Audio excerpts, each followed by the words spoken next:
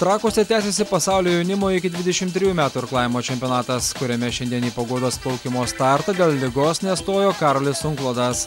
Neblogą tempą atrankos varžybose demonstravęs sportininkas pasigavo infekciją. Pasak Lietuvos irklavimo federacijos atstovų, nuo tokių nemalonumų sportininkai dėja nėra apdrausti. Permainingas oras, įtampa, dideli treniruočių krūviai, matyt nuvargino organizmą ir sportininkas dalyvauti plaukime nebegalėjo. Į pusfinalį pateko Italijos, Prancūzijos ir Alžyro irkluotojai.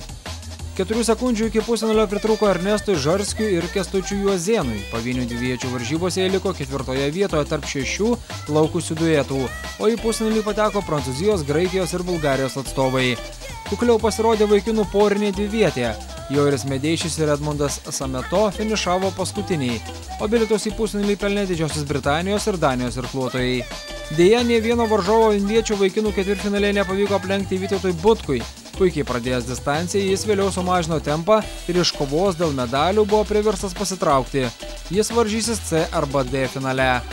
Nepasisekė šeimininkams ir vaikinų 8-vietės Pagodos plaukime, kur Lietuvos irkluotojai liko paskutiniai ir į pagrindinį finalą neprasimušė. Aš neskaitau, kad nesėkminga, nes, man rodos, visos mūsų įgulos sustartavo savo galimybių ribose. Aišku, joms gal didelių labai užduočių nekėlėm, bet kad ir nelaimėdamos ir nepakliūdamos į pusfinalį, man rodos, jos sportininkai parodė tą, ką jie gali, jie dirbo pilną jėgą ir atstumai, kuriuos jie pralošė vakar, šiandien jie sumažėjo, todėl kad mes žiūrime tai kaip į perspektyvą.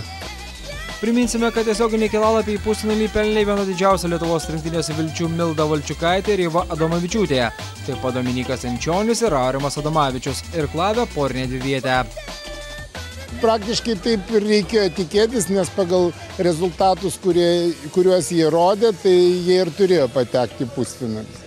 Ir aišku, mūsų žvaigždutės dvi, mūsų dvivietė porinė merginų, kurią mes labai mylim ir kuri tikrai rodo nuostabius rezultatus. Ir būdamas 5 metais jaunesnės, jos kaip lygios su lygiais kovoja šitam čempionate.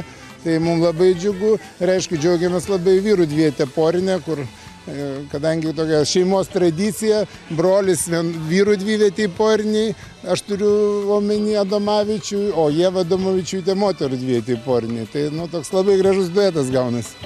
Pirmieji pasaulio jaunimo iki 23 metų čempionato medaliai bus išdalyti šeštadienio popietę. Iš viso irkluotojai iš 58 valstybių Trakuose išsidalins 21 apdovanojimų komplektą. Lietuva!